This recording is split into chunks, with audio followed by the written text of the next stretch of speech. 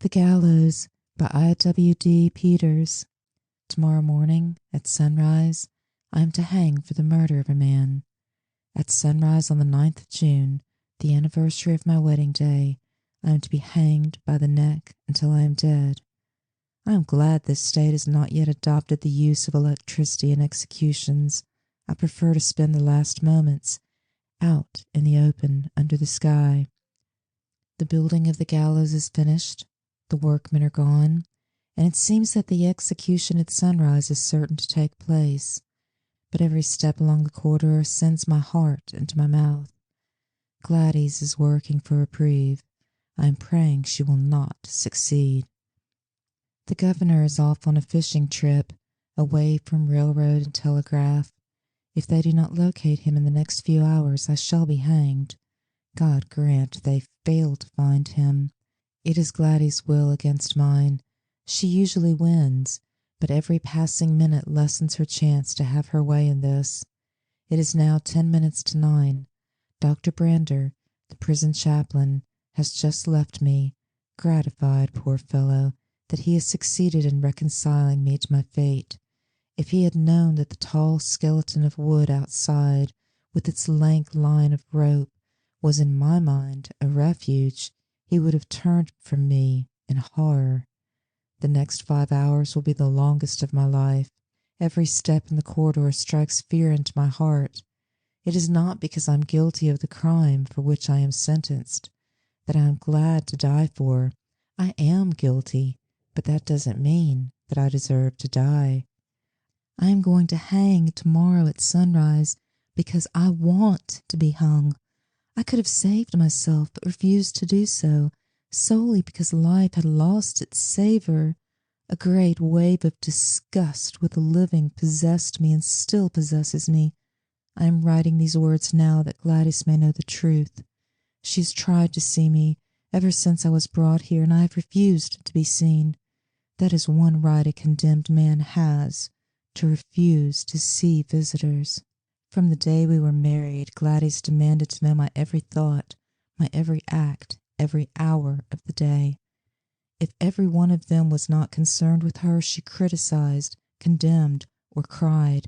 She resented in bitterly spoken words and equally bitter acts the small recesses of my soul that I, for the sake of my own self-respect, kept to myself. Finally, she determined to show me that there were other men who appreciated her, if I did not.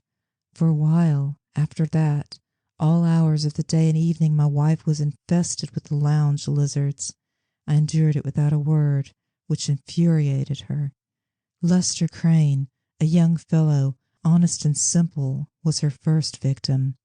The first time I found him seated close beside her on the dimly lit porch, I welcomed him warmly. We smoked and talked of our days in the army together. I felt that Gladys could safely enough flirt with such as Lester, if that is what she wanted, but Lester only called a few times after that. For 2 months there was a succession of young fellows about the place. Our house was not far from the Westmore Country Club, and the golf links came almost up to our side yard. Our porch was a convenient place to drop in. Suddenly all that sort of thing ceased. Gladys was away a good deal, but as her mother lived in a town just a few miles away, I thought nothing of that.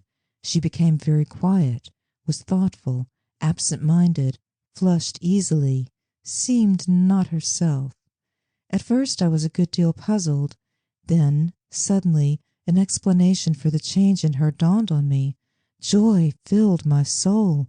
I was inordinately gentle with her, bought her a small automobile for her birthday, did everything I could think of for her comfort and pleasure. After all, I told myself, the emotional phase she had just passed through was natural. Marriage is more difficult readjustment with some than with others. It had evidently been so with Gladys.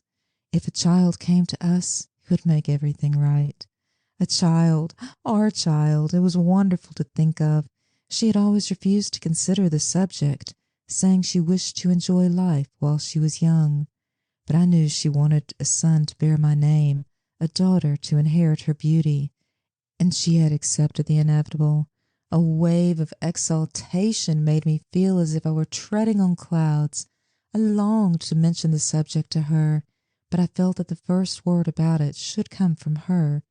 I spent hours thinking of tender, loving things to do for her. She accepted everything quietly, sometimes with averted face and flushed cheeks. I would draw her inert figure into my arms and hold her close, but she made no response to my demonstrative affection. At this stage of affairs, my firm sent me on a 10-day trip to close a Western deal. It was hard to leave Gladys, but now, more than ever, I felt that we would need the money, and lots of it. We arranged for Gladys to go to her mother's, and I was to join her there on my return. It's the same old story. I came home before I was expected, and went straight to our cottage with intention of having Gladys' room redecorated before bringing her home. At the gate stood Gladys' car. I rushed into the house, but there was no one on the lower floor, nor in Gladys' room, nor mine. I was about to descend the stairs when I heard a low laugh, a man's laugh, from the third floor. I dashed up there and stood gazing at the closed door of the spare room. "What's the idea of running away from me?" asked the man. "You can't blow hot and cold with me." "I told you not to come here. It's not safe." "I'm not afraid of that husband of yours. You're mine, and you're going to stay mine." I listened intently, but I could not recognize the man's voice. "Go now," pleaded Gladys, "and I'll come to your rooms this evening." "Not on your life. I'm here now, and I'm going to stay." "Let go of me. You're hurting my shoulder." There was a sound of scuffling. I tried the door. It was locked. I put my shoulder to it. The lock snapped. Gladys gave a cry, leaped away from the man, a man whom I had never seen before, the full-lipped, black-browed type, big, soft. As I took in the scene, the tousled woman, the flush-faced man, a great wave of disgust almost overwhelmed me. "Well," said the man sneeringly, "what are you going to do about it?" "If you take her away now and treat her right, nothing. And if I don't take her away, I'll meet that situation when it comes." "It has come," he said with a laugh, and walked out. I am tall, slender, delicate-looking, but I knew I was a match for that overfed brute. I listened to the clatter of his feet on the stairs. Then I followed him. The man was hastening toward a streetcar. I cranked Gladys' car and followed.